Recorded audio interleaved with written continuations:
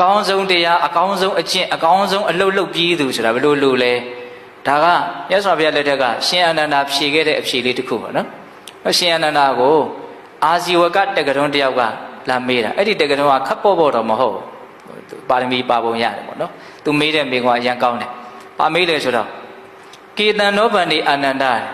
ဓမ္မောသက္ခတောကေလောကေသုပ္ပတိပန္နာကေလောကေတုကတာအရှင်ဘုရားအာနန္ဒာတဲ့တပည့်တော်မေးပါရစေနော်ကေတံနောဓမ္မောသက္ခတောဘယ်လိုတရားဟာ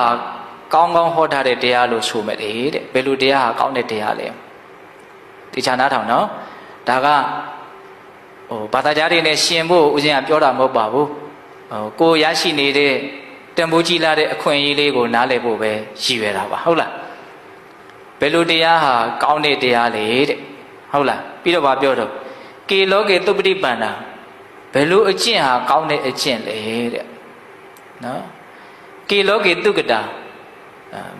ဘာလုပ်ပြီးရင်အဲ့ဒီလုံဟာအကောင်းဆုံးအလုပ်ကိုလုပ်ပြီးသွားပြီအလုပ်လုပ်ပြီးသွားပြီကောင်းတဲ့အလုပ်ကိုလုပ်ပြီးသွားပြီလို့ဆိုနိုင်တယ်လေတဲ့နော်အဲ့လိုမျိုးမေးတဲ့အခါကျတော့ရှင်အနန္ဒာက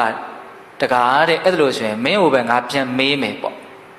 သူမဖြေဘူးเนาะပြန်မေးတာเนาะအရန်ပညာပါတယ်လို့ဦးဇင်းဆိုခြင်းတယ်ဘယ်လိုပြန်မေးလဲဆိုတော့ဟောဒီလောကကြီးမှာ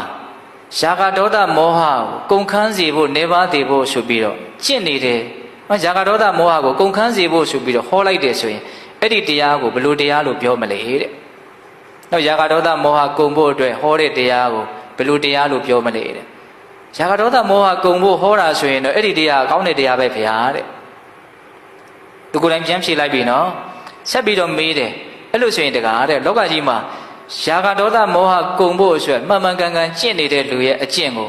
ဘယ်လိုအကျင့်လို့ပြောမလဲတဲ့ယာဂဒေါသမောဟကုန်အောင်ကျင့်တာဆိုတော့အဲ့ဒီအကျင့်ဟာကောင်းတဲ့အကျင့်ပဲဗျာတဲ့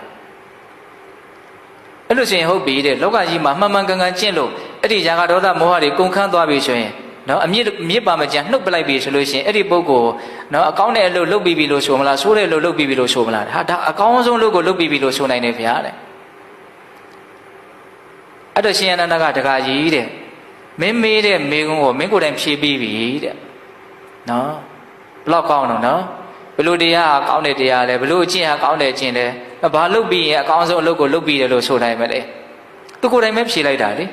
ယာဂဒေါသမောဟကုံအောင်ဟောတဲ့တရားကင်းအောင်ဟောတဲ့တရားဘာလဲတော့နော်အကောင်းဆုံးတရားပဲအဲ့ဒီတရားကဟုတ်လားယာဂဒေါသမောဟကုံအောင်ကျင့်တယ်ဆိုရင်ဒါအကောင်းဆုံးကျင့်ပဲယာဂဒေါသမောဟကုံသွားပြီဆိုရင်ဒါအကောင်းဆုံးလုပ်ကိုလုပ်ပြီးသူပဲအဲ့လိုလဲပြောလိုက်ရောအဲ့ဒီအာဇီဝတက္ကသိုလ်ကသူ့ညံထဲမှာတော်တော်လင်းသွားပြီဟာဟုတ်လိုက်တာပေါ့